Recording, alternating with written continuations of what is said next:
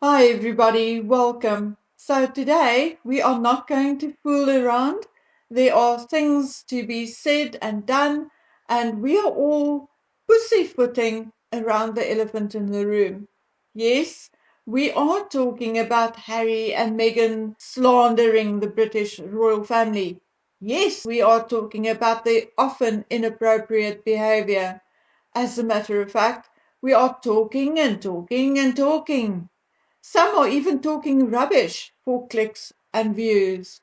But fact remains that there's hardly anything about Harry and Meghan we have not talked about, from their lies to their looks. The other fact is that the longer Harry and Meghan are in our faces presenting awards and seemingly living the high life, whether fake or broke or not, the more we are losing trust in justice, fairness, and healthy judgment in both the United States and the United Kingdom. And we are losing trust in the royal family. We can talk around it, ignore it, or fight among ourselves about it. But fact remains, it is true. So, in order to salvage what there is left to salvage, we have to stop talking without doing. We have to stop wasting time on irrelevant minor detail and work on what really matters. And what matters is what is legal or illegal. And what is illegal should be punished by law, or at the very least, the consequences should be dealt with in a legal and appropriate manner. So let's talk about what is legal and what is not, and what the royals and the Harkles, or the royals or the Harkles, should answer to. I've had a couple of people and subscribers talking to me recently about the growth or lack of growth of my channel. And yes, sometimes deep down, very deep down, I do get a little frustrated, particularly on days like today, where I have to bite my tongue not to go, "I told you so, I told you so, I told you so." Yes, my dears, I told you that Archie and Lily were not in England during the Platinum Jubilee. There was no proof, no sign, no sound of these children, not at Frogmore or at the airport. And thus, regardless of what dear Harry said in his book, Lily did not meet the Queen. You see, I told you so. But I wasn't the only one. Trevor Colt told you so. Remember, he said he knew someone who worked at the airport. But so many so-called royal reporters laughed it off because Harry wouldn't lie that blatantly, would he? Yes, he did. But don't worry about it. Even I had moments of weakness where I felt sorry for the idiot and regretted it afterwards when I got to the truth. But I digress. So a handful of us were indeed adamant that the kids were not in England. I even did a video proving that the photographs of Lily's supposed birthday was not taken at Frogmore. I even included photographs gifted to me by a journalist from a popular women's magazine in the United States. But never mind. Now that a fairly reputable journalist, author, came out and actually said that the Queen had never met Lily, it has become breaking news.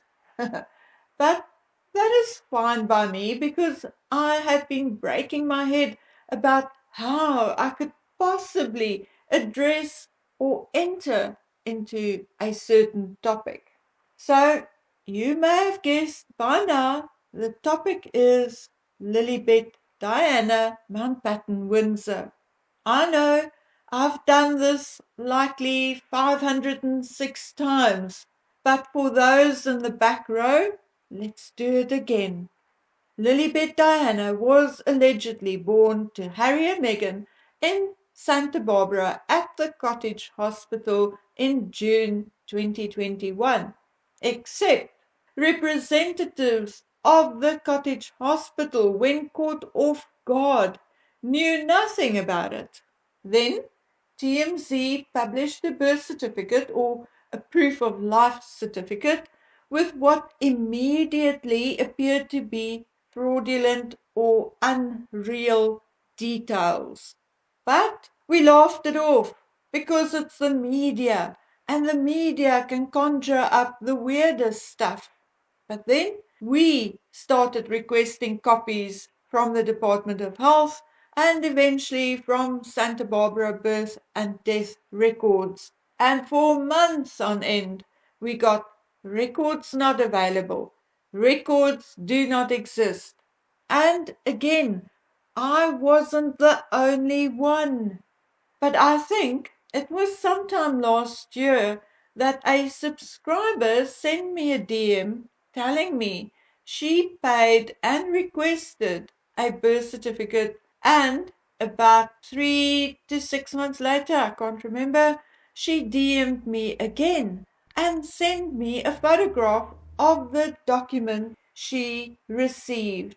And about a week ago, yet another person sent me a copy she received along with a photograph of the actual envelope she received it in. And you know what? The details in the birth certificate sent out by Santa Barbara County are exactly the same as the details in the TMZ article and photograph.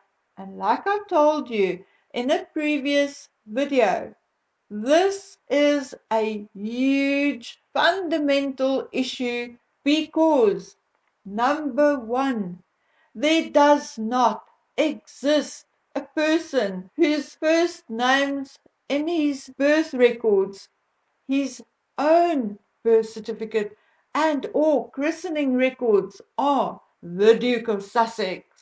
There is no record of any person, dead or alive, born and recorded as the Duke of Sussex. It is merely a title gifted to Henry Charles Albert David by the late Queen Elizabeth II. Should Henry pass away, the title will revert back to the crown or passed onto his son, whose birth names are Archie Harrison. Although we are still arguing about how it can be done, Harry can be stripped of the title as well. And taking all of it into consideration, not only is the Duke of Sussex not anybody's first name, but it is a temporary gifted title. Secondly, there is no person, dead or alive, with the surname His Royal Highness either. This legal document, the supposed birth certificate of a child known as Lilibet Diana, is thus incorrect or fake or fraudulent, and above all, and legally, that child should not and cannot be in the line of succession unless or until a birth certificate is issued with the legally correct information. That, my dears, is a fact, a legally binding, legally arguable fact. In other words, a British citizen can take this to court, and unless there's undue influence, will definitely win. So, why are we arguing about all kinds of rubbish, whether they will or won't attend the Super Bowl, for instance? Yes, my dears, we are doing it because it is funny. Yes, it is entertaining. But does it really matter? Yes, we will keep talking about it because the subject of the royals and the not so royals is what you and I have in common. But I feel that it is time to draw the line and do something. But before I tell you and show you what I did, let's finish talking about the legalities surrounding Lilibet. Lilibet was supposedly born in the United States, which automatically makes her an American citizen. We are then assuming that her parents applied for dual citizenship on her behalf. But did they? We have absolute no proof that Lilibet Diana is a British citizen. None, nothing, nada, and zilch. And you know what? It matters.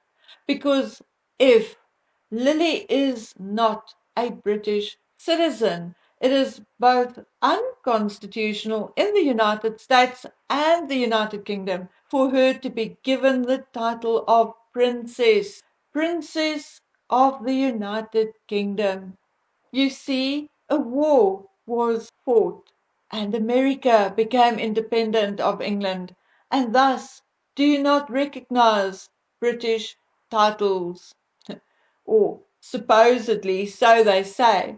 However, lately they do seem to like calling Harry the Duke of Sussex, whereas the only Duke Americans should be talking about is indeed John Wayne, and he is long dead. Besides, John Wayne adopted the name Duke as a very young child when he adopted the name of the family dog. So maybe there's a lesson in there as well. But I digress again. According to the Constitution's decorum and friendly agreements, an American citizen may not be gifted or accept a foreign title. So, my dears, if Lily is not a British citizen, she should not and cannot bear the title of Princess of Great Britain. So not only should this poor child be removed from the line of succession, but her title should be removed until all this information is correctly, legally, and transparently provided to the monarchy, the people of Britain, and the Commonwealth. So I'm asking you again, why is the media ignoring this? Where is the Mirror, the Mail, the Times, the Guardian, the Independent, Fox, Sky, GB News? Why are they blatantly ignoring this blatant, in your face issue? Because it is supposedly about a child? Well, it is not about the child. It is about her supposed parents who will do anything to maintain a hold on the British monarchy. That is what it is all about. I heard people say, oh, it doesn't matter because she's only seventh in line to the throne. She'll never get to the throne. So it is better for the king not to upset the apple cart. Well, no, it is not better because if such a potential fraud is ignored or covered up, then one has to ask what else is being ignored or covered up. How can that be good for the royal family and their reputation? The question was asked why there is nothing about Lily on the website. It was said that the palace requested information but did not receive it. Well, then, there is your answer. Then you do not need me or any other YouTuber to tell you that Lilibet Diana Mountbatten Windsor should not be in the line of succession unless or until all relevant, provable, genuine information are received. Next, if the children were not in England during the Jubilee, then who are those children pictured? Well, I've got an answer to that. The photographs were not taken at Frogmore. That garden set pictured was not shipped from Canada to London. The painting behind Meghan and the photographer's wife hangs in their Montecito home, and it is not a painting, it's actually a print. And the photograph of Harry with Lily on his shoulders is photoshopped. And I explained it before in an old video, and even with the naked eye, you can see the issue with Harry's collar. Fraud lies over and over and over again, and the mainstream media and the palace just ignore it. Let it go, let it slip. Well, is it any wonder then that the trust in the monarchy and even British Parliament is not what it should be? No, because if they are prepared to lie, even if only by omission, about this, then what else are they prepared to lie about? So, my dear viewers, I went and I've done my bit to ensure that Parliament, birth and death records, and Rishi Sunak himself is aware of the fraudulent or incorrect information on Lily's birth certificate. So now, what are they going to do about it? Well, I guess we will have to wait and see. But in the meantime, on your screens are proof that I had sent email to Rishi Sunak, both his offices, to birth and death records in the United Kingdom, and to the Guardian newspaper. And when I'm done here, I will forward this video to Sky News, GB News, and everyone else I can think of, because in my humble opinion, it is time that something is done about this situation. So, okay, ladies and gentlemen, this is it for today.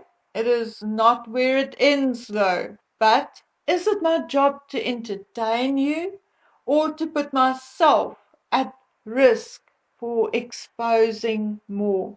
No, I'm only here to entertain you, and it is time others who have even more evidence stop complaining about Harry's treatment of them and make public the information they have been sitting on for years. Okay, my dears, and now I'm out of breath. So until we meet again on the next one, please take good care of yourselves. Bye.